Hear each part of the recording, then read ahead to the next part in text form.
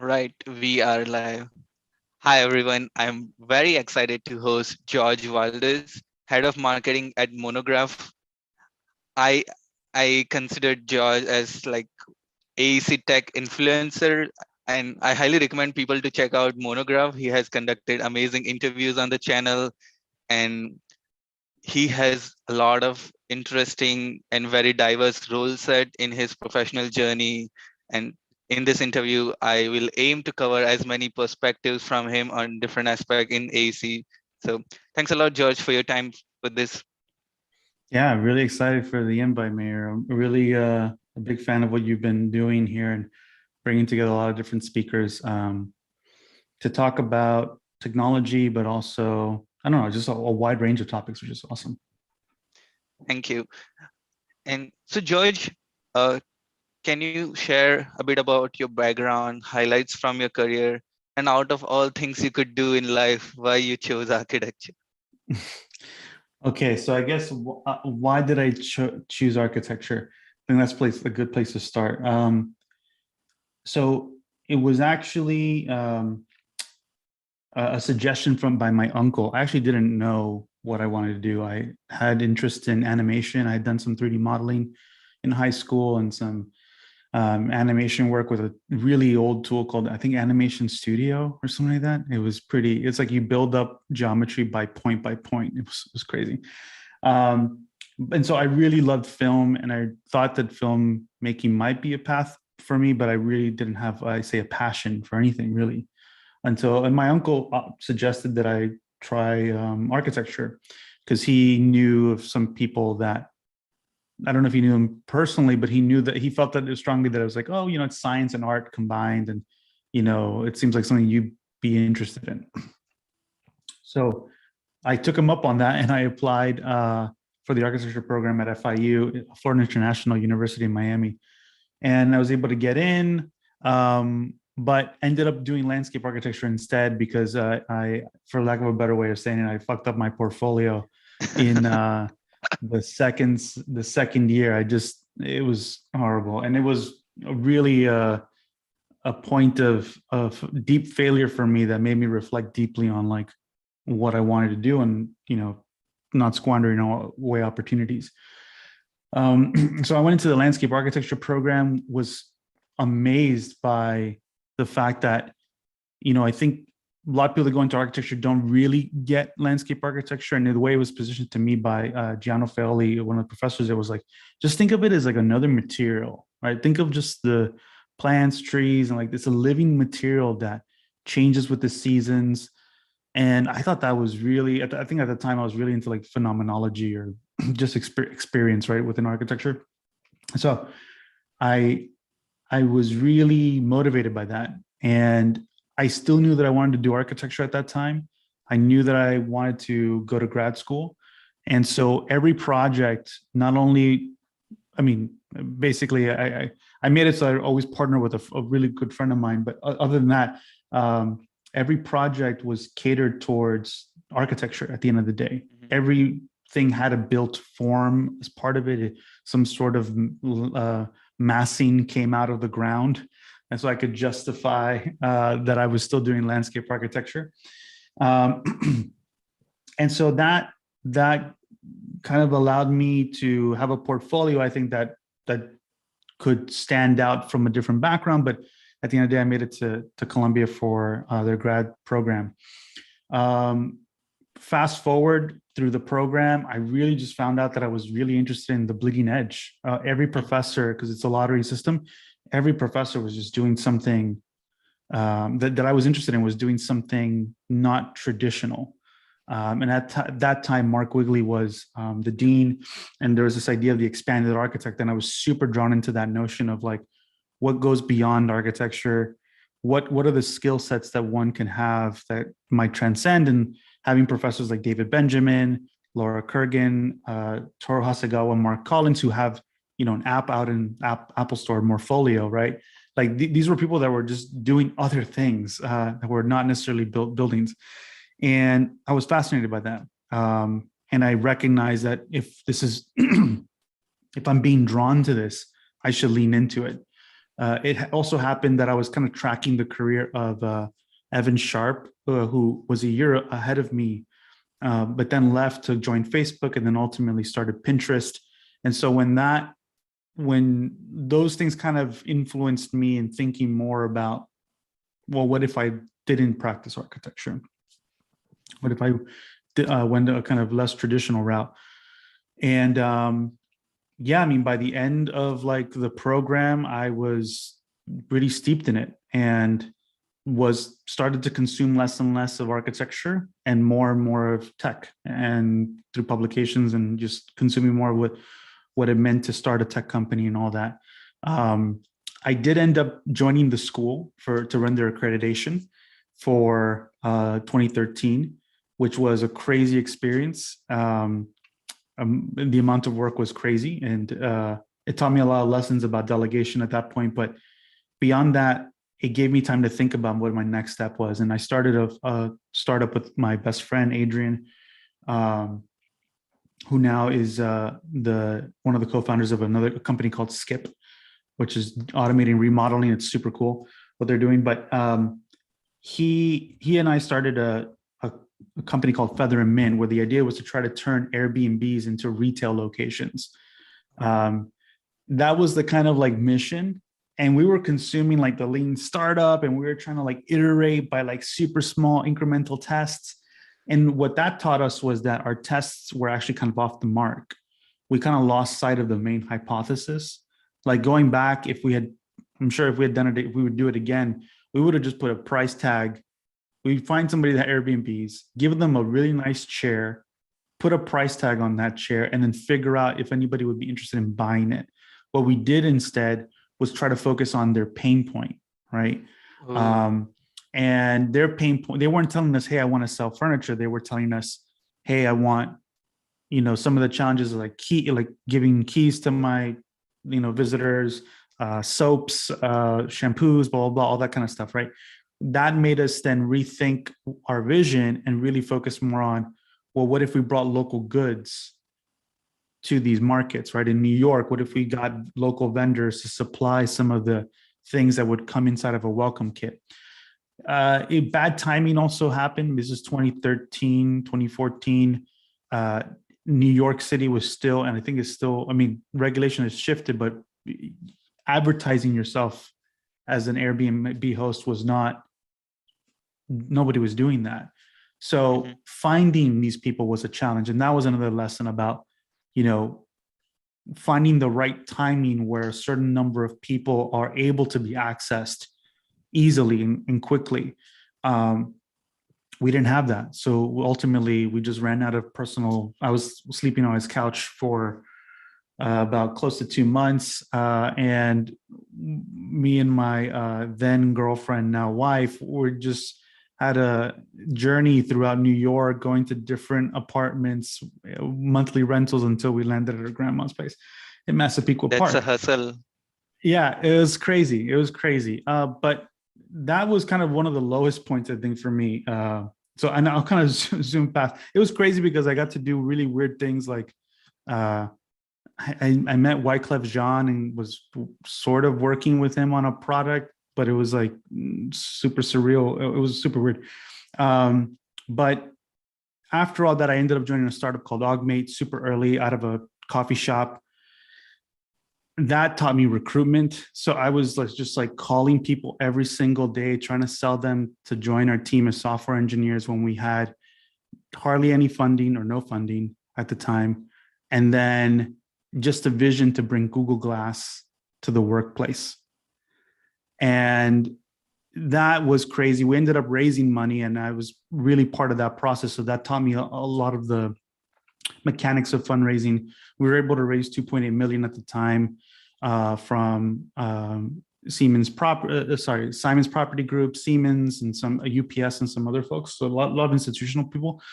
But throughout that journey, I learned basically the challenges of actually, having investor money and now trying to scale something in a very, very bleeding edge technology. Right. And trying to figure out all the UX challenges that might come with trying to put glasses on people in a workplace environment. In this case, it was kind of like places where you had a lot of deskless workers, people in the field. I went to an animal farm, like a pig farm, a cow farm. It's crazy. Fast forward, I left Augmate and joined Iris VR to run product there. That was an awesome experience. Again, also kind of in like the bleeding edge, working in VR, um, in very early in its maturity. I think now we're starting to see it become a little bit more mature with the distribution of more hardware, but it's super tough to be super that early when hardware isn't figured out. Um, After about close to 2 years, I then ended up going to work as part of an agency with a close friend, doing consulting for like sales and marketing. And as you can see, I kind of started in that startup kind of in Augmate. I was kind of doing design, business development, at Iris doing product. Now I'm doing sales and marketing with Superform. And it's just this kind of experience, wide ranging experience, really is because I'm super fascinated in all pieces of business development, of building a business. And I think that allows me to like understand and have empathy for all different types of stakeholders within a business, which was super beneficial when I ended up joining WeWork to be part of the global growth strategy team. It was basically like I was a SWAT team of one, leveraging people in other departments to help me create these new showrooms in new markets. One of the challenges that WeWork had at the time is that you're opening up new cities super fast, and you want to hit 80% occupancy in those markets. Well, one way to do that is to potentially have a physical location that helps to pre-sell that. But the biggest challenge, and as many of the audience might be familiar with project management, is that typically you have some sort of fixed date in which everything is kind of working backwards from, right? In this case, traditionally, you might think, well, the building opening is a fixed date. Challenge is that that fixed date is constantly reverberating. It's fuzzy, super fuzzy. And it can range from like you thinking that it's going to open in January to then it getting pushed back to August to then it might not be happening at all.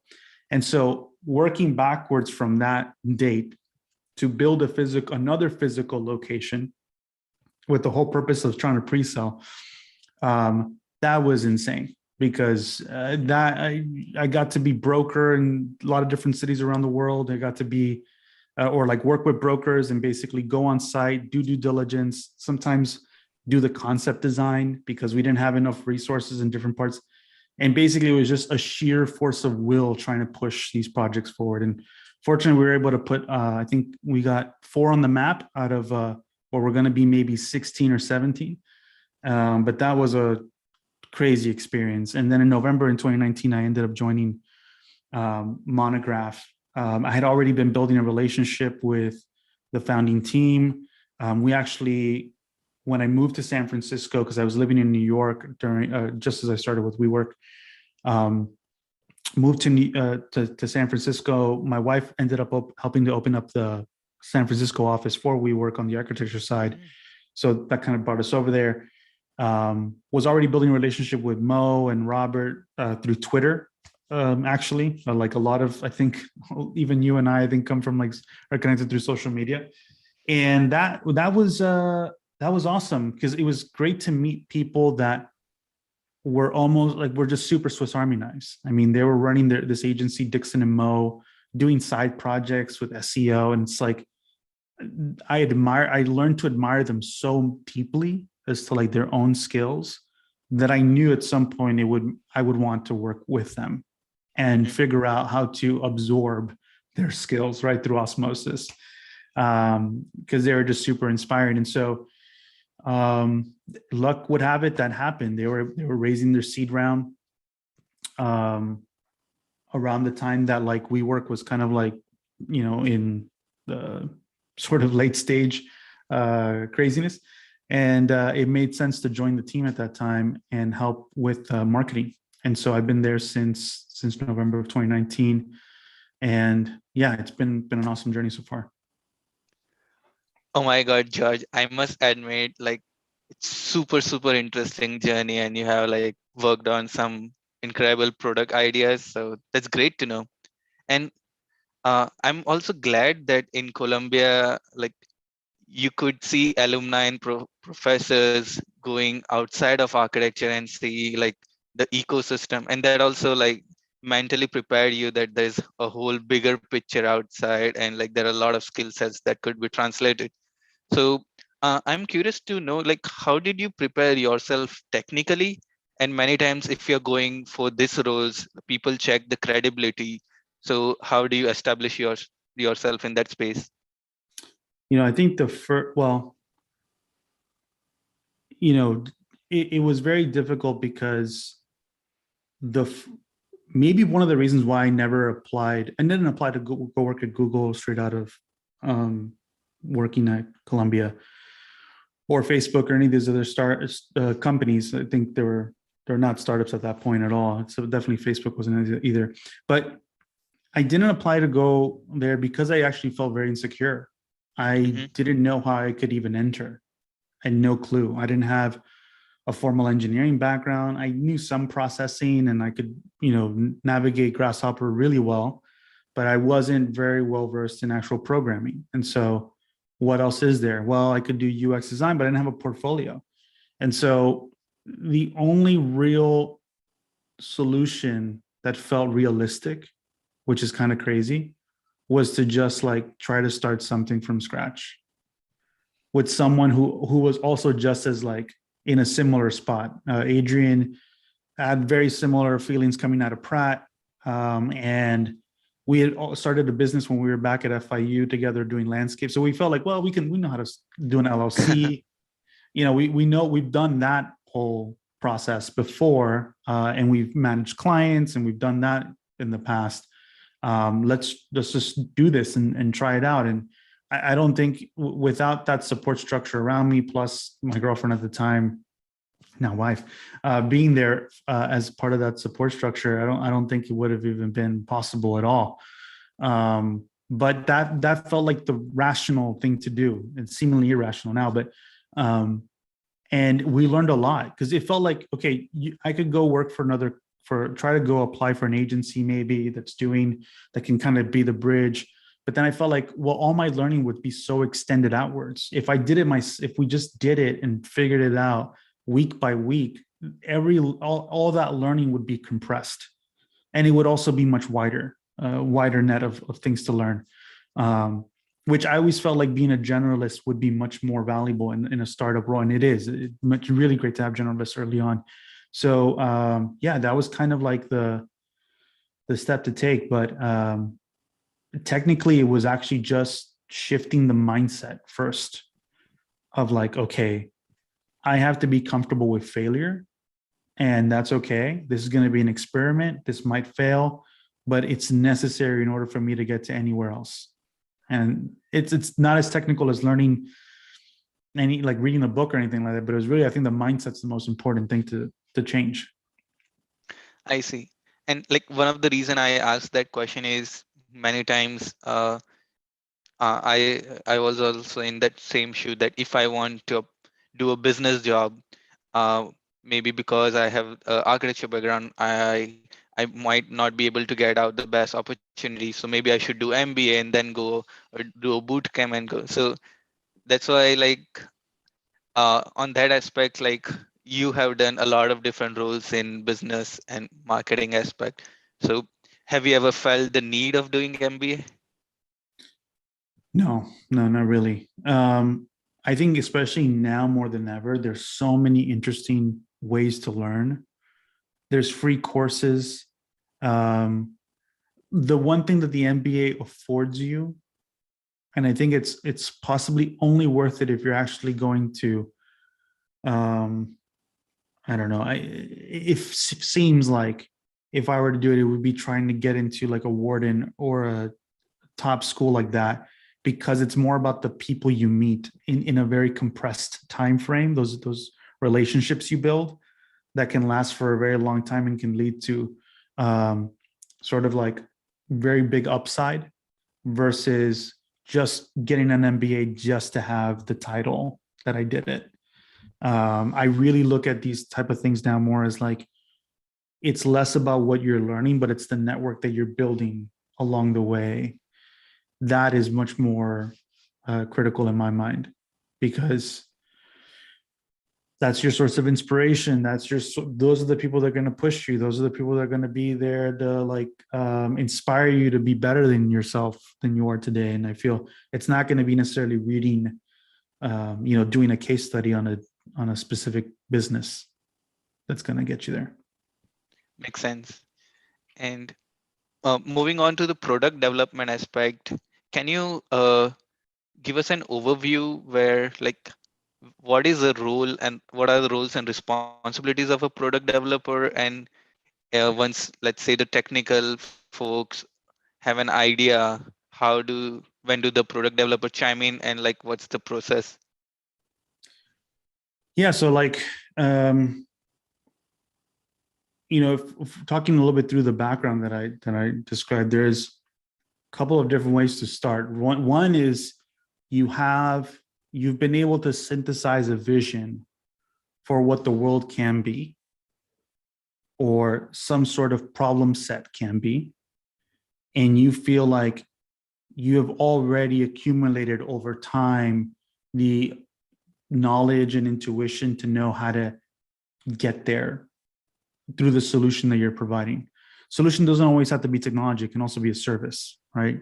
But at the end of the day, it's like you're going to transform something because of this new workflow that you're building out, or product, because it doesn't always have to be like a B2B thing either.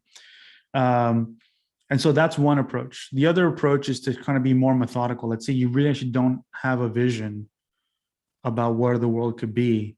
You actually want to be more scientific in a sense and just like talk to a lot of people in a specific domain that you might already have experience in. And in this case, through our audience, right, it's likely architecture, engineering, or construction, or something like that. So you're going to try to apply that domain expertise to like a challenge that you've uncovered in your own life, in your own experiences and whatnot. And you want to figure out how to solve that.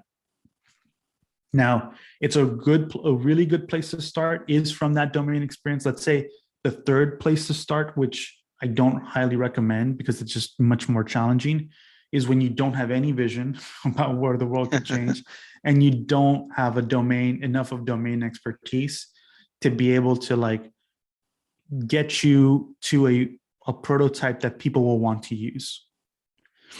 And in that world, you're just kind of searching for a problem to solve. And that can be really taxing in many different ways. And it can just be a lot slower. Best scenario is typically the one in which you have domain expertise that you want to apply to a problem set, and you want to change that problem set and define it and reconfigure it in some way to add value to a group of people, likely buyers that are interested in that. The vision one is really amazing, but that one is a whole nother type of product level mindset. You have to almost rely on a whole different set of skills in some sense than in that kind of more methodical, domain driven approach, right? Because at that point, everyone is going to tell you you're wrong. And often than not, right? And you can think of like the Elon Musks and all this other stuff, like where like, no, you're crazy, a reusable rocket, you're not a rocket scientist, blah blah blah. Like you need a very special type of person to kind of go in that route. So yeah, I mean, I think that's kind of where to start. Now let's just pick one of those, and we'll start with the domain one because I feel like that, and we can keep talking more about the domain one since that one's more applicable to this audience. But with the domain one, it's really like, okay, let's say you have, you currently work in some role at a firm, and you realize there's an opportunity to improve some sort of process, or maybe completely rethink something that's being done today. First questions you kind of need to ask yourself, and I actually do have some things that maybe we can work through here because and I love your take, Mayor, too, if you have any ideas that you want to walk through this with. But all right, so Uh, let's just kind of say, okay, like what is the challenge that we're trying to solve here? And the first thing to do is kind of step back and understand, okay, like, is this really a problem? Like some people use this term of like, is this a painkiller or a vitamin, right? Is this just nice to have or a must have? The way you can help to define that pretty quickly, and so this could be a useful tool for people, is simple 2x2, where you're just like looking at things from like impact and frequency of a problem. So is this something that people face every single day? Or do they only face it once a quarter or once a year? If they're facing it once a year, but it's a very expensive problem, let's say, I don't know what that might be. Let's say paying a more the rent, and the rent is kind of more of a monthly thing, but buying a property, right, could be one of those like low frequency problems for a lot of people, but it's high impact in the sense that like impact can be broken out by financial impact. It can be broken out by time as a proxy for financial. It can be broken down in different ways, but for that specific audience you're looking to find as a customer, you need to kind of really calibrate as to like that on these two axes. Because let's say if it's a infrequent problem and it's low impact, then don't do it. It's just you're not going to get enough people to pay you, or it's less about how frequent it is from an individual basis and more in aggregate. So actually you could probably flip this around and say creating a website that makes search, like that's a blog of just like I don't know, some topic area. I'll use mythologies because I know that one of the co-founders of Monograph has something to do, has a website with myths, which is amazing. You know, it's not every day that you're looking for information on a Greek god, let's say, but in aggregate, there actually is like thousands upon thousands of searches for that particular word. And so it's infrequent on an individual basis, but very frequent in aggregate. And while it might be low impact in the sense of like time, you can monetize that, even that little bit of time, using like ads and things like that. So, you know, I would say if this is a problem that's faced on an individual basis, this is the right framework to look at it. If not, then you need to consider, well, in aggregate, is this a problem? Is this just like an infrequent problem, but ends up being very frequent when multiple people within a company are doing it? At the end of the day, the most important piece of this is just it helps you calibrate, like, okay, ideally the sweet spot is something that's high impact, saves a lot of time or money, or provides a lot of social status. That's another type of value prop. And it happens a lot. It's like a very frequent thing. And so this is where you likely might want to start if you're building something. I don't know, Mary, do you have any kind of reactions to this? Or Yeah, actually, I was it sparked few questions in my mind. Is like, how do you quantify the frequency and impact? So let's say a construction detail problem might be a high frequency problem for architecture designers, but if I look at a bigger picture, it might not be that bigger problem in AEC in general. Like, so, and impact wise, I could save 30 minutes in yeah, of a person, but it could be 1% of the market, or I could save 5 minutes and it could be 10% of the market. So like it it could be both like high impact in that sense. yeah. No, this is great. This is great. So I'm just gonna put here like uh, just two kind of more opposed perspectives here. So like, let's say architecture and Hmm. construction, or a problem that's facing construction. I think at the end of the day, what you have to kind of break it out is like, who is the user group? Like who is being impacted by this problem? So in architecture, let's say it's like let's just use BIM managers Hmm. as an example.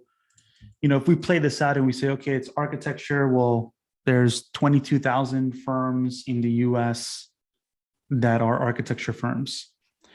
Of that, I think the total licensed architects are 100 and something. I don't know. Back of envelope, you might say that the entire BIM manager community within architecture in the US is maybe 20,000 folks, Mm-hmm. maybe 20, 30,000 folks. And so it just depends on, like, at that point, thinking about the value of their problem, how frequent it is to that group of people. So the main point here is, like, you want to start with, like, what is the industry that you're looking at, and then who is the main user of the solution or problem set that you're trying to develop, and then kind of do the backwards math of finding out how many of them exist in the industry. Is it a growing number of people within the industry? As part of a workflow, then you can start to dig deeper, and you can say, okay, this problem is BIM manager does this specific action once every schematic design of a project. And then you say, okay, well, then what's the number of projects? What's the on average per firm? And then you start to see, okay, actually this only really happens, it's a kind of low frequency. Once you start to drill into it, you say, yeah, actually this is kind of an infrequent problem. And then yeah, it actually might be a kind of low impact problem, because it actually only takes them like 2 minutes to do. Let's say if it took them like 2 hours to do, 3 hours to do, that might pass into this realm. But then you have to think about, okay, if we were to redesign that workflow, what can they now do that they couldn't do before? Where does that time end up going? What is a story to tell around that would then make this impact appear to be in both in actuality, but also you have to paint the picture for, like, what more can you now do, because you no longer have to do that. And I think that is a big challenge, especially for AEC teams that don't have marketers on their teams, that kind of, unless they have like really great founders that also have marketing kind of chops, where they think about positioning and messaging and all this other stuff, where it's hard to tell that story to justify kind of like the high impact part. Does that help kind of address it? Because in construction, it would be like, there's the labor market for construction, which is massive relative to the number of, let's say, VDC teams. And so where your product ends up navigating to is kind of defined by that. Let's take an example of Bluebeam, right? Bluebeam might be a product that's actually leveraged across multiple different teams within an architecture, engineering, and construction. And so their market, total addressable market, the number of people they can service, plus times whatever revenue multiple that they're adding to that, is that's kind of defined by that. Got it. And just a follow-up question on that. So let's say we are addressing those BIM managers, and we quantified like 20,000 BIM managers. But sometimes even if all the BIM managers like in particular community share the same problem and they want to adopt or they want better workflows, like many times those guys are not the decision maker to adopt a new product in a company. There might be a senior level authority who are making like key points to develop. So even if there is a big market, but if the senior level is not convinced or they are not trying to spend the money, like that segment can't do much. That's a really great point. And like, I think this exercise itself, like the back and forth that you and I are doing, that should happen before you write any code if you're a developer. Like, really trying to unpack that piece as much as possible and really map it out, understand it, and intuit it is much cheaper to do than to necessarily build out something. Now, if that's a quick exercise for you, because it's not BIM managers, it's actually the labor market in construction, then then you might be able to kind of like jump quickly into some of those things. But at the end of the day, you always have to know who's the decision maker here. And even this early on, you should be defining who is the buyer and what problems are they facing. Because they don't necessarily intuit the same problems that the BIM managers intuit in this scenario. Their problems are like, how do I communicate more effectively to the CEO? How do I prove? How do I? At the end of the day, everyone's like not trying to lose their job. Is the core value that you're always consider that you're and basically the other thing about it is at the end of the day, whatever solution you're providing should make them look good. It should make them look better because you're introducing an early on, actually, when you're thinking about your go-to-market strategy, you're like, okay, now I have a prototype. Who should I kind of show this to? Look for those people that are, let's say, the early adopters, who in the community is actually really interested in technology and loves participates in conferences and things like that. Like that's who you kind of want to enter through. But anyway, these are more of like the execution side of things, is like less strategy. It's some part of the strategy, but it's actually no, it's the inverse. It's all strategy, not execution. But all of this really helps you to like craft the vision at the end of the day. Because even though I mentioned like you might not have the vision to start, this exercise is to get you to be able to paint the story of what that vision actually looks like. Definitely, yeah. Like asking those questions also like provokes, oh, we didn't consider that about the product, and like tries to narrow down the vision and like aligns all the dots. And I was Yeah. thinking, so this framework, from my understanding, like is good for, let's say, augmenting a workflow or improving productivity and mapping out, like what if there is like totally new and disruptive workflow which there's no market, there's no realization yet. Let's say how Apple introduced iPad or something like, once the user uses, then they realize, oh, I could use in this way, but before that there's no use case or something. Well, even then, I'd say like it's not like you're trying to do like a simple optimization for someone with that kind of level of like, hey, we're going to do a fundamental change into how something is done.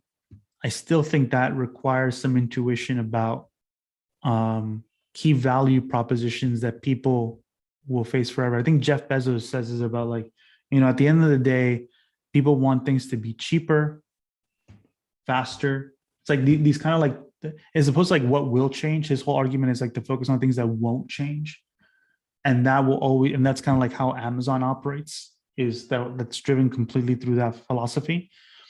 You can do the same, apply the same mental model to these challenges you're trying to solve. At the end of the day, people want things to be faster. People want more choice. In some instances, people want mobility and flexibility, and those things end up becoming apps on a phone, right? It's like you use those things as kind of like the touchstones to be able to envision what a future scenario might look like. But even then, I think it's still like there's still analogies that are being drawn from existing software, right? I mean, the phone is just like, oh, what if the computer was just the size of your phone? Like, what would that enable if you just shrunk it? So people are, it's not like there's this, there, it doesn't, is not in a vacuum, right? Mhm. This is technology is always in constant dialogue with what exists before it, what other images people have made in the past, stories people have told, sci-fi, whatever, that is, that inspires people to have a vision and they want to make it a reality. So I don't think it's kind of like, yeah, it's not in a vacuum. Got it. I see your point. And I was thinking, let's say, once we have an idea, we do this exercise, we have a vision, we have a roadmap, then I could see there could be like three or four things one could do next. One could have like a lean startup approach and get a website and see how many people are interested. Or one could make a prototype and let it float out in the world and gather interest in the market. Or one could do just like, once they got identified, the customers, they do like interviews and find out the real pain point. Like, what one should do next? Yeah, I think try to get talk to as many people about the assumptions you're making as possible. That is so much cheaper than doing anything else. It's just like validating, and you can validate in different ways. One validation is like, as an example, uh, my wife and I are doing this. We're kind of looking to build this app, and one of the things we're looking at is Reddit, and we're looking at the communities in Reddit to see if like, as are there already conversations happening around what we're looking to solve for people? What is the nature of those conversations? What are the challenges that so there's different ways in which to do the research, depending on the problem you're trying to solve and who the audience, where does that audience live? Where do they congregate? That could make that easier. If it's from your domain experience where you have coworkers that face that challenge, then it could be as easy as like mocking something up as a wireframe. It doesn't even have to be, it could be a sketch. It's just like getting the conversation to unpack all the questions that might come up that will inform your development later. So it's really an exercise of surfacing up the things that you did not anticipate or assume, or like all the wrong assumptions you made. I see.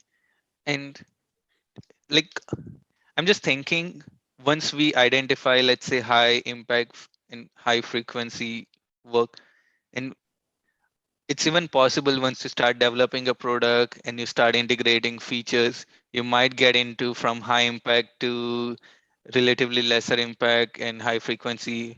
And I'm just thinking about scenarios about Flux IO or Katera, like they had a promising like proposal and problem they were solving, but like what went wrong in this matrix? Yeah. So in those scenarios, you mentioned Katera, right? Yeah. As well. I think when you get to that level where you believe you've understood the problem beforehand and are looking to materialize it, I don't know enough about the inner workings of Katera to like talk about like the strategy at all. But my assumption would be that there's a lot that can go wrong just through growing a business. I think someone else has said before, like, startups die from indigestion. Is it not indigestion or something like that? It's like it's from eating too much, not eating too little. And so I think it's where the ambitions can kind of get away from a company, plus mismanagement, of resources and all that can lead into a spiraling situation. I think with the instances of Flux, I know a little bit more about that, and it's likely more that, again, it goes back to this kind of like people not coming directly from a area of domain expertise necessarily, looking at a problem and not doing this exercise to really understand the workflows that would make it a viable solution at scale, right? This is why I get very concerned in general about startups that only try to focus on BIM managers, let's say, because oftentimes a lot of these ideas come from that world and that culture, and they're trying to solve their own problems.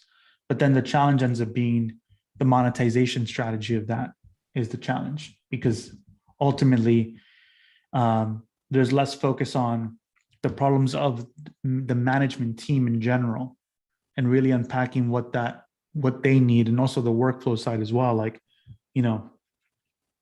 where like open source is a really great avenue to fit in, because then you can put services on top of open source that would be more interesting and sellable to leadership at that level, because a leader would rather pay OpEx, right? They rather pay a service, like a one-time service fee or whatever,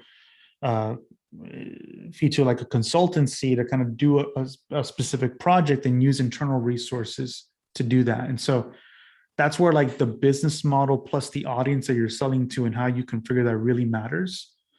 So yeah, I think it comes down to that. It's like one instance, it's like maybe they had a great opportunity, but they overspent relative to like what they knew at the time. Um, and so it's kind of like it's like putting fuel into something that it's not really figured out fully. You're just hoping that it's going to explode and like it's going to take you where you need to go later. But whereas with the flux scenario, it's likely more of the market. They just didn't define the market appropriately and didn't focus on maybe a bigger opportunity. Got it.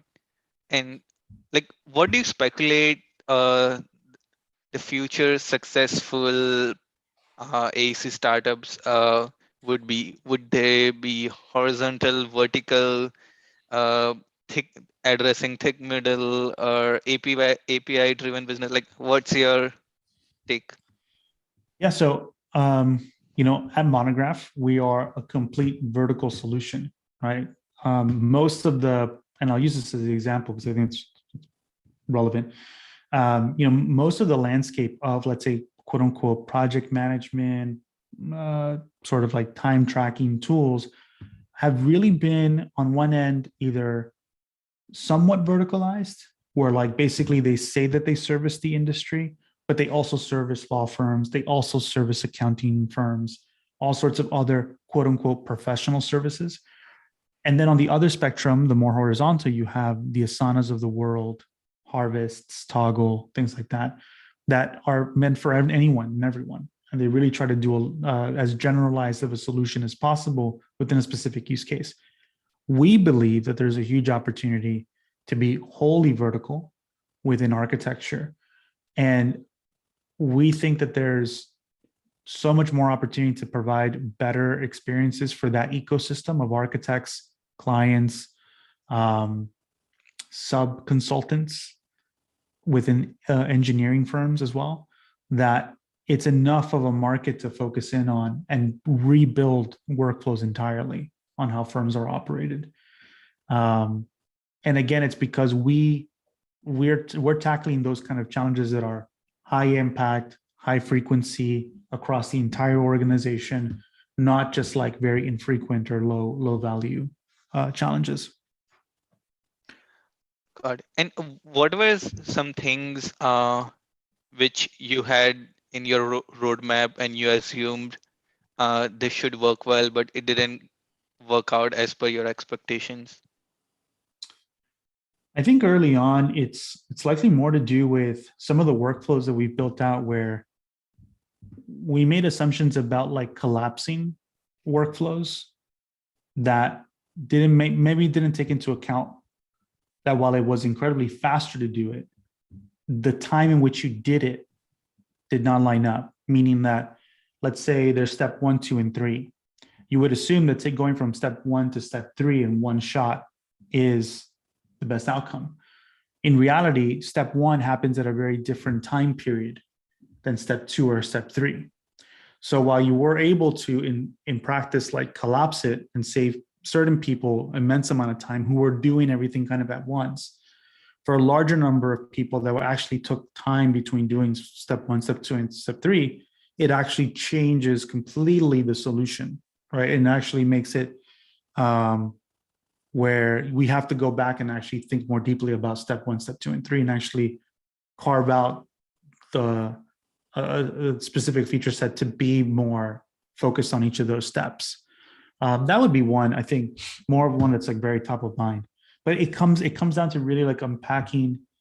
One of the challenges about being remote in the sort of being a startup within COVID era, and I think that's going to change in the future. Sometimes you can't do the kind of in-person shadowing you would love to do, right? And actually just sit down next to someone as they're doing their work and understand, like, okay, you're using Post-it notes. All you're doing, your whole management system is just Post-it notes, right? You don't have that tactile sense. So we have to do a lot of interviewing to try to unpack that. And it's never going to be a one-size-fits-all solution.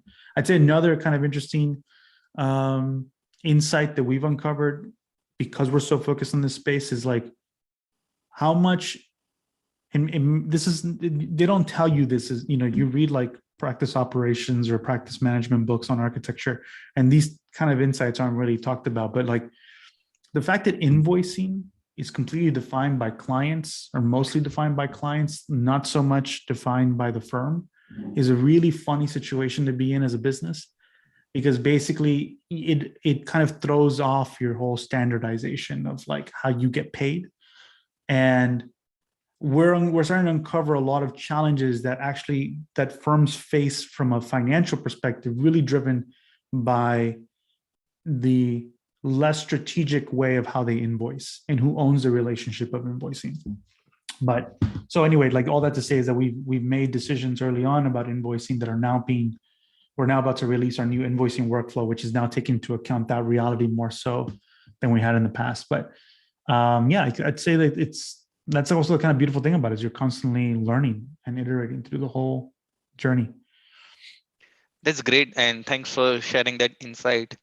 Uh, what are your thoughts on AI, blockchain, or metaverse opportunities for AEC? So I think this kind of goes a little bit back to also your other question, which I only answered in one direction, about like the future of business models, like API driven and stuff like that, kind of tied. I think that it's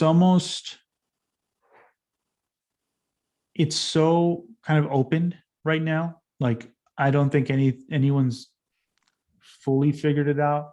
There's still so much debate to be had about whether blockchain is just, it's finding its use case essentially. Like, there's clear opportunities within a financial perspective to disintermediate a whole host of players that don't work 24/7, or have incredible lag time for financial transactions. I think that will open up a whole new realm of micro payments and kind of use cases around that front. This idea of a distributed database, however, those use cases are a bit more difficult to really unpack. So much of it right now is still kind of Wild West and very hype driven, where like any new NFT that comes out, it's just pure speculation. And if anything, one thing that I get concerned about is like, what happens when the entire, like, we already live in a financialized, right, world, right? It's what speculation is inherent to the system as it is today. But I do feel that by increasing the velocity of transactions and really smoothing out all of those previous limitations that people had, and introducing new forms of assets and like exploding the kind of asset category through NFTs and things like that, you are now exposing, like, the speculation is now incredibly rampant. Like, I think that there's something we just haven't really even caught up yet. But like, what does it mean when everything is built on sand, like fully? Yeah, but to be honest, like I feel a bit bad, because like 2017, like this 2021, like blockchain had a ride. A lot of artists tried out models and minted and made their career or became financially independent. But even if AEC haven't figured out a proper use case, or we are still discovering, I don't see like a proactive experimentation with it. Like, let's just have our BIM models minted. In worst case, no one will buy it, but like it could go in many directions. Like, it doesn't take much to do that. Like, Right. No, I think no, you're right. And there are use cases like that when it comes to let's say intellectual property and the management of that. But even then, it's still questionable, because the legal framework, like the world that blockchain sort of operates, is this like uber libertarian new world order, no boundaries, right? There's actually no states, essentially. But the real world that it's trying to operate on top of is still legislated. It's still the boundaries are real, right? There's like so like when we talk about IP and all that stuff, like, well, how is that actually ultimately enforced? Who enforces that? And that part hasn't yet caught up necessarily to that. Now, once that does start to happen, then I think, all the experimentation that's happening now will pay off. But it's very similar to my experiences going back to like Google Glass. Like Google Glass was this huge hype thing. Oh my God, it's a computer on your face now. Like it's going to be able to unlock all these kind of like handless sort of scenarios where you can now do more information right in at a glance. And it kind of died off for a lot of different reasons, but it still actually kind of lives on in the enterprise. Like there are factories that are still using Google Glass, and like those use cases are starting to develop over time. It's likely that in 20 years you're going to be like, whoa, I didn't know Google Glass was back. I didn't know, like, what? But it's because it kind of lost the shine. All that to say is that, the we like to think that certain things happen overnight, but it's likely because they're actually picking up on very specific tailwinds that are already in place. So if anything, it's more interesting to think about like, what are the untapped use cases in a world today? The fact that like, I didn't know, there's 7, 8 billion people on Earth, 9 billion people on Earth. Maybe 7 billion of them own a phone. And we're not talking about just any phone, like they own likely a smartphone. And that is becoming even more and more distributed, where like the ability to unlock brand new commerce and things like that is completely possible now, right? And so I'm more curious about what can be done with those platforms that are now maturing, where the industry has not even like looked at that yet fully. Than to say like, these other things that are way in its infancy. Like, Yeah. Even putting your BIM model, right? It's like, well, what does that mean for security? What does that mean for like, what kind of say does the client have on you putting like the intellectual property of a model? At what resolution are you putting that model on there? And let's say it's able to be at multiple scales of resolution to do some sort of service.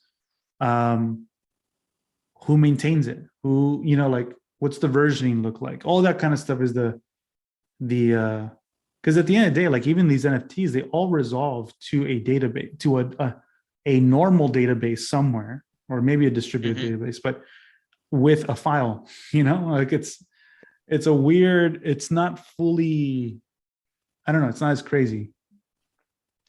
I see. And like, I totally resonated with your point of like, even if for a new trend that pick up, there were tailwinds in the past. And then I was thinking, yeah, actually AI had its winter moment. There were like few explosion, and suddenly the chip uh, uh, usage like fostered it. And even metaverse, like there were metaverses in 2006, but it could be like another revival moment at this point where a lot of companies are going bullish. And that's when I was thinking, wait, you were working on Glass in 16, 17, but if the metaverse is driving a lot of money and investment in those production, and that's seamless, frictionless integration of Glass with metaverse, I think that could bring back the whole revival. Yeah, I think that is true. Like the hardware is less of a limitation right now, right? Quest 2, millions of people have bought that device. Um, all these devices ultimately compete with other forms of where you spend your time, right? At the end of the day, the limit of the metaverse is the fact that you have 24 hours in a day. And so 8 of those, you're probably hopefully sleeping, maybe, in this industry. And let's say you then have 8 hours of recreation, that could be it. Or if you use it for productivity, then you basically have this thing strapped onto your face for 8 hours, which has probably unintended third order effects on your health and mental wellness that we don't even know how to track yet. And whenever I think about this stuff, I'm reminded of that Paul Virilio quote of like, once, well, something about like when the ship was invented, so was the shipwreck, right? Like there's always a counter weight to any new technology and how it can be leveraged, that we just like with Facebook is a perfect example of one in which the unintended consequences of bringing the world together to communicate in real time was that that's not always a good thing. That Mm-hmm. doesn't necessarily mean that you get utopia. It actually means that you have asymmetrical relationship potentially between the type of information being put out there and how it's absorbed by whom and whatever. And so then you end, it's like taking communication and saying, hey, let's add thermodynamics to it. Let's just put thermodynamics into the mix and let's see what happens, you know. Oh, by the way, like we're also going to introduce mechanisms in which to like control certain variables of that of those thermodynamic properties so that it is overweighted in some to the benefit of someone versus someone else.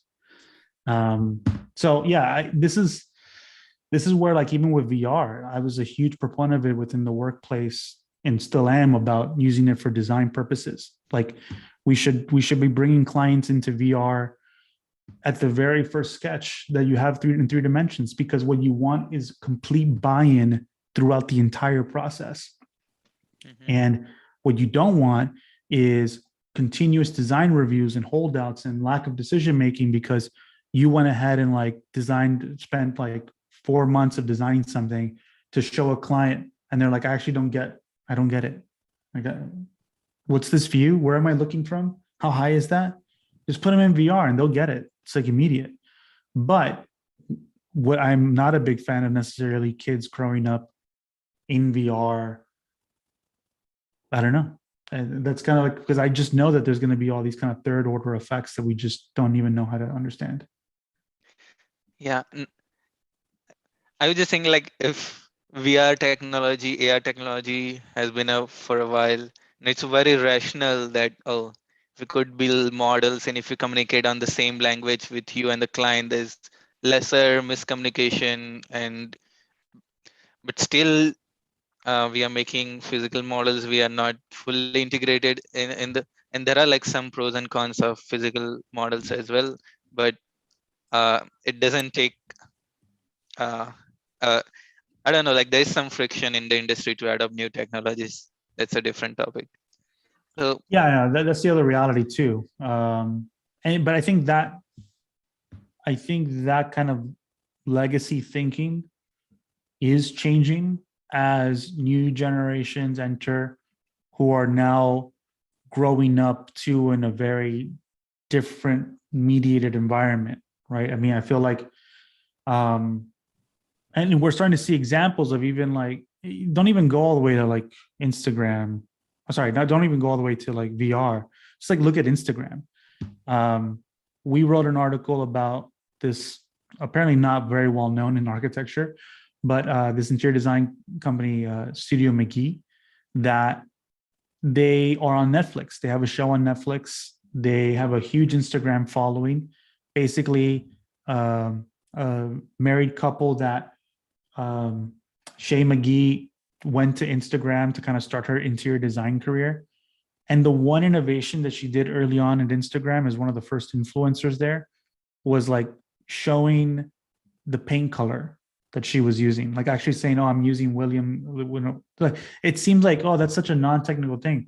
But guess what? Like, they're now, those little innovations in being able to share things that people didn't share before lead to like 90 million in annual revenue this year whoa. over 6 years. I think they started like only 6 years ago. And now they have a TV show on Netflix. They have IP. They're getting picked up in all over the world. And it's like, okay, clearly, like, we have yet to even exhaust the potential of the tools we have available to us today, Hmm. let That's a alone great how we're point. thinking about the future. I see. And can you talk about spatial syndicate and what are the metrics you guys look before investing into a startup? So, I guess for context, Spatial Syndicate is, it's of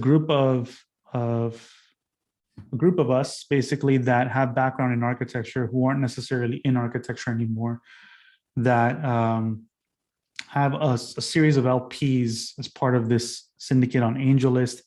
An LP is a limited partner in a what you would call it, like a sing that we basically find startups, or startups come to us, they pitch us, if we which I'll get to in a minute, about like if we think that there's we believe in the founding team, we believe in what they're doing, we believe in like the market that they're trying to address, and everything we just talked about earlier, those things are kind of in check, then we will basically share this potential opportunity with this community, in order to raise a certain amount of money that company is allocated to us to be able to participate in their funding round. Limited partners are those people who may or may not have background in architecture that want to participate in a per deal basis. So it's not like a normal VC fund where they're going to commit a certain amount of money over a certain amount of time, and then the VC fund gets to use that money as it needs, right? Or as deals come up, and there's less like oversight. In this case, it's really more like, hey, we found, we think this company is amazing. Here's why. Let's bring them to talk to this community of people. And then that community will then say, okay, I want to participate here or not. So we did this because we felt that, one, there was a new opportunity using AngelList to do it, which is the platform in which a lot of these syndicates operate. Two, a lot of us come from background in architecture. We're meeting a lot of startups that come from the industry that are, similar stories as ours. And there's actually very little funding avenues for people that are interested in not just necessarily in this space, but just thinking about spatial technologies in general, whether that's physical products or SaaS app, B2B software. So, well, our criteria, in a sense, is a lot of what we just talked about. But it leverages highly on like, who is the founding team? Do they have that kind of domain experience to tackle this problem? If not, if they don't fully have the technical experience or the domain experience, are they extremely passionate about this challenge? Are they, as people, like people who you feel like they can persevere, right? Because a lot of early stage starting a business is not easy. Mm-hmm. So you're also like trying to understand, like, is this team like willing to go the distance on this front? Like, what's that look like if it's multiple founders? What's their relationship like? Do they look like they work well together? Because that's what I've experienced it where that hasn't been the case, and it's not good. So those are kind of like early signals, plus the idea of the market. Who are they servicing? How frequent is this problem? Is it at a right price point that makes sense? How deep have they gone into this problem where they've answered a lot of the questions that one might have about it? And then at the end of the day, like, can we add value here? Is there anything that we can do to help? And so those are the kind of criteria. That's kind of the framework that we use when we're thinking about it. We get really excited, especially if it's a former architect as part of the team. Even just one person on the team, I feel like, okay, there's something great there, because that's an avid. They have someone that's a kind of a Swiss Army knife on the team, and we kind of resonate with that. I see. And yeah, 2 days ago when I was interviewing Ian, he mentioned you guys invested in Hyper. So. Yeah, that was a no-brainer. That was like the easiest. Yes, let's try to make this work and figure it out. Because, yeah, I mean, Ian is a perfect example of like, in that exercise model, he's transitioned away from architects specifically, likely to do with the kind of frequency problem, right? And the impact, and transition a lot into other industries that service architects who have a more volume problem. Mm-hmm. And then it becomes that kind of wedge for him and the team to be able to operate in, and then expand into architecture once it's like a no-brainer for architects to start to leverage it as well, because those early adopters within those BIM teams might become new leaders at some point, and then rethink the way the whole thing is done. I see. And how does your relationship with the startup look like? Do you guys have a pitch, and then if you are interested, then you provide monetary as well as like network support? Yeah, at that point, yes. So pretty much that's how it goes. We'll kind of meet with them. They'll send us over a deck. We'll kind of talk to them about what they're doing. We'll then come reconvene internally and say like, hey, let's say I meet with someone. I was like, hey, I think this is a really interesting opportunity. Here's why. I'll share the information that I've received. We might meet and then decide on like who's going to lead it ultimately, and then kind of rally the troops around getting any kind of additional information or whatnot. But it's typically one point person. I will say that huge contributor to the spatial system has been Kat Dov, one of our team members, and she is a rock star and has shepherded many a deal, which is always incredibly impressive.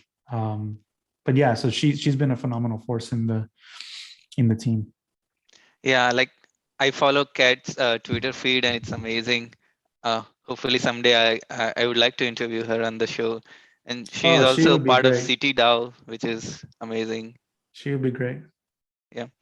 And lastly, I want to know like how can we make AEC tech product viral? Like what's your marketing advice? Oh, how to make it viral? Yeah. That's a great question. I don't have the answer for that one yet. Actually, I do in a way. Like the way to ultimately make it viral, I think has to do with how you design the product. As an example, Monograph has virality of a certain kind embedded, and that's through referrals. People use it. We have a referral program that we've embedded in the product. So if you share a link, you get 1 month free when you give 1 month free. This is kind of crazy because it technically means that if you're a 12, 20, 30 person firm, you get a whole month free of Monograph if you share it to a firm that's like 7 people. That's less than you, right? It's like asymmetric payoff. But we believe that like giving that opportunity for firms is going to be net beneficial for us at the end of the day. So that's one mechanism that we've installed in the product. There's other forms of virality. From the marketing lens, we think about it from maybe a perspective of growth loops, which is to say a lot of our programs have things embedded in them that encourage some form of sharing, so that you get more visibility within other networks than if you would have just, if it was a transaction, like I just sent you an email sort of thing. And we're working more and more with our teams within the marketing team to really iron out those different growth loops. One example might be, here's one kind of non-intuitive. So we have a job board, right, for our customers, and actually for anybody that wants to post job opening on the job board. One of the interesting things that we've come across is that people will share the posting of the job opening on the Monograph board, not necessarily on their own page, on like their own website, which is kind of mind-blowing to us to some degree, because what it shows is the power of the brand that we've been really cultivating over time. We really, from a marketing perspective, one other form of virality is just the word of mouth of feeling like, wow, the Monograph team is really cool. Like I might not fully understand what they're doing potentially because I haven't tried the product myself, but like you should go check them out because I think they do something that you're trying to solve, right? And that's what we try to do a lot, where we think of Monograph almost as we think of Nike. We want to support the industry by supporting its champions. That's why we do the webinar and the podcast, to really try to interview operational leaders who hardly ever get the chance to really talk about how they're running the business and turn them into the athlete, right? And so our whole strategy is on that sense. From the brand perspective, we try to create word of mouth opportunities. We think there's a huge opportunity within our product to increase the way in which people can share to other organizations and work collaboratively. That will be its own kind of viral engine. But yeah, I think these are the ways in which we think about it. It's kind of different modes of it. I don't think, and then we have the community piece, which is its own mechanism. But I don't think there's like a one size fits all solution to just like instantly turn something into viral. We could go crazy and do something really like Mischief. I don't know if you've heard of Mischief, the brand, where they do like these kind of crazy drops. We could do something like that. well, I would love to do something like that, but it might not be. It might be very short-term lived virality, where it's like it's in sort of a vanity, in a vanity way, not as a real like, oh, I want to try your product now because you dropped a really cool shoe that's monograph branded, you know. But people would love monograph uh, hoodies or something. But I'm just kidding. Yeah. Yeah, yeah. I mean, we have actually clothing. If people do want to order clothing, we do have clothing available to buy on our store. We don't have it on our website, so if anyone's interested, just reach out to me. I'll give you the link. But we have some pretty dope swag, and we think about it in that sense. We do think of Monograph also as a lifestyle brand as well. Like we hope that we resonate with people on these topics of wellness. We just released a whole article on burnout culture in the industry, and that we're advocating for change in the industry in many different ways, and we try to live it. I mean, we have a 4-day work week. If you look at our team, it's incredibly diverse, and we believe in being people first, and we really believe in the values that we talk about, and we want to see the same change happen within the industry, but we have to be, in some ways, we have to live it ourselves. That's great. And I must admit, I have been to Monograph's website. Incredible job on the graphics and the experience. Like it definitely stands out among all the website I have seen. Yeah, that get ready. Next year we have a super good redesign of the website coming, led by two of our team members, Joanne and Meg. Meg is a brand designer who was creative director at the Shed in New York, and also designer at the Whitney. So she has like this incredible chops that it's just gonna be so sick. I can't wait. It's so cool. So That's different great. too, which is really a hallmark of what we try to do. Yeah. And George, if you had unlimited time and resources, what are some ideas you would like to work? I don't know if I want to give away some of these ideas that I have in the back of my mind. I think there's huge opportunities on the maintenance side of the industry. I think one of the reasons why architects actually don't get software development is because it's so unlike anything they ever have to do. They don't have to worry about maintenance. And so when you have to like think about software development is also to think about maintenance, and it's to think about concepts like technical debt, and so to understand that like actually resourcing is very different. For every new thing you build, you have to expect that you're going to have to like keep building it in perpetuity. You don't have to think about that once you deliver a set of drawings, or right, that you kind of there's a clear handoff. And so I think there's huge opportunities to think more about maintenance. I think there's huge opportunities to think about what happens when new tools that allow for visualization of space are in the B2B environment. What opportunities for cross-functional collaboration around physical things, or the digital representation of those physical things might exist. Like, kind of crazy, but what if you solve problems that finance teams face in organizations with the allocate, or workplace strategy teams? And I think some companies are already addressing this, like Saltmine is one of these that seems to be addressing this problem. But it's more thinking about like, okay, what does space mean when it's operational? And how do we then develop? And I don't think it should be an architecture firm developing the software, full stop. I think architecture firms should invest in startups that are tackling it through both funding and also being customers. But ultimately, like focusing in those areas is, I think, a huge opportunity. Got it.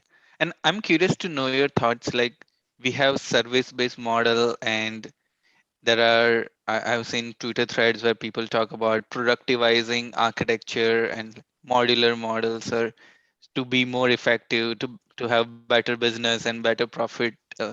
What are your thoughts on that?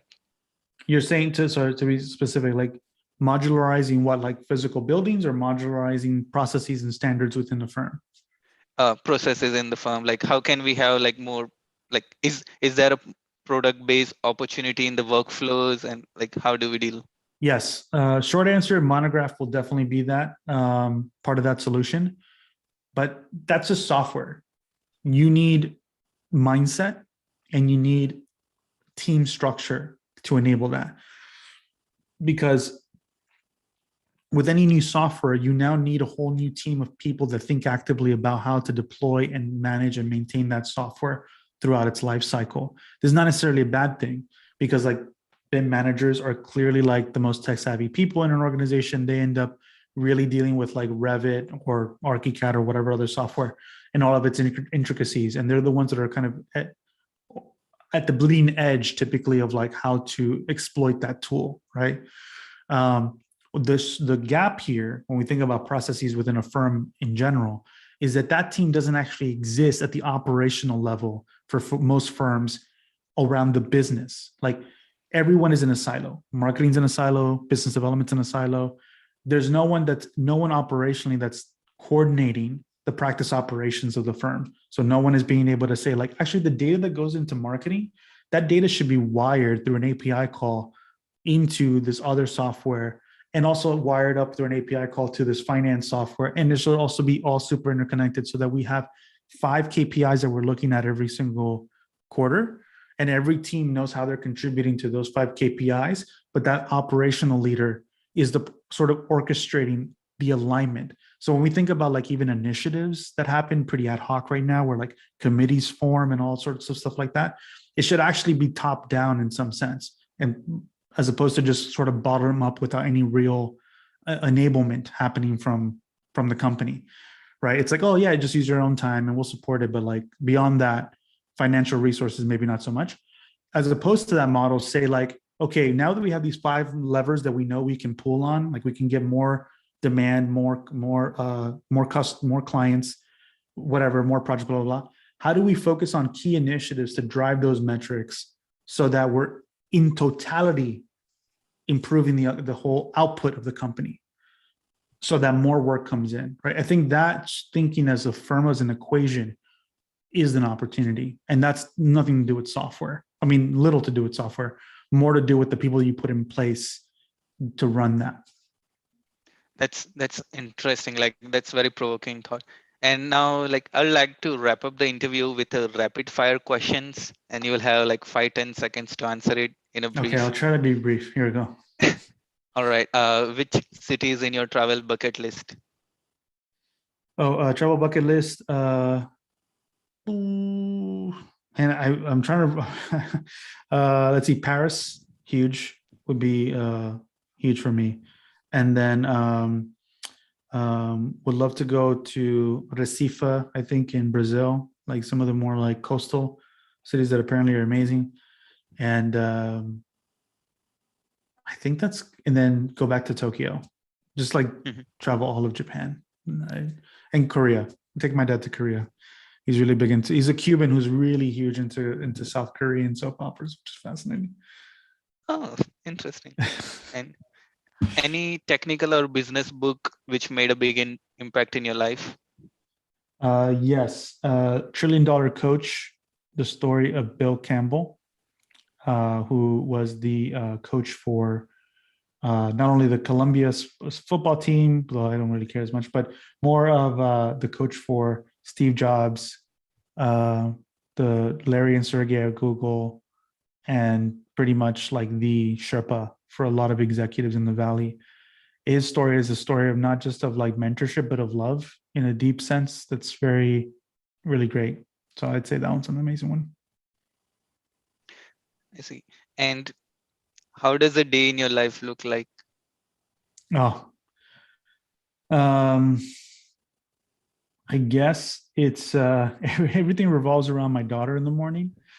And then it's pretty much me standing here for the next 8 hours, maybe get some food.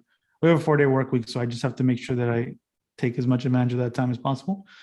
And so, and then after that, it's just kind of like back to like cleaning up the kitchen after and cleaning up basically whatever my daughter's done throughout the day. It's kind of helping around the house and giving her a bath at the end of the day and putting her to bed. And if in future you get an opportunity to teach a course at Columbia or any university, what content would you like to teach?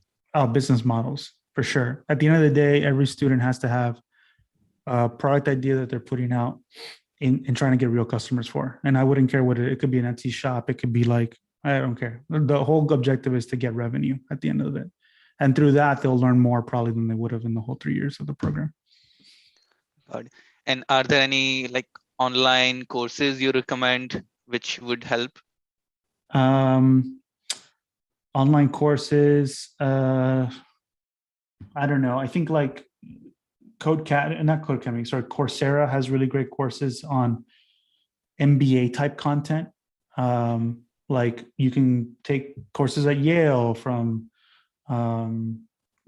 people like Professor Schiller or whatever to talk about financial markets, all sorts of different topics. So I think it's, yeah, any of those is good. Right. And what are your hobbies? Playing music. I really enjoy playing music, and that's my hobby. I bought a piano and I've been playing with that, and I play guitar, and playing music to my daughter is like a hobby. Yeah. And your role model? Virgil Abloh, rest in peace. Yeah, he's a huge role model for me. Never met him, but that kind of ability to be both gracious and also highly influential from people that I know that know him, it seems like he was an amazing person, not just an amazing Swiss Army knife. Yeah, I actually work with Thomas, who was my senior, and he was a big influential part in Virgil's life when he was teaching at IIT, and he said like go outside the architecture. There are like and it's huge opportunity. It's amazing what he did, what he's done. Yeah. It's crazy. Awesome. And lastly, is there anything else we didn't cover in this interview and you would like to share? Well, I mean, if you are tech savvy, I would say we have job openings at Monograph. Definitely check them out on the engineering team. A lot of our team members are from have an architecture background. One of our new engineering managers, she's had 6 years of experience working at Autodesk before this, or a couple of years of experience in Building Connected, but she also studied architecture. And I mean, we have so many of those stories, and we love to find people like that and give them an opportunity to build this amazing tool for the industry. Right. Thanks a lot, George, for sharing your thoughts with us. It was an amazing interview.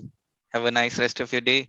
Thank you so much, Major, for inviting me, and thanks everyone for sticking around and listening in. Cheers.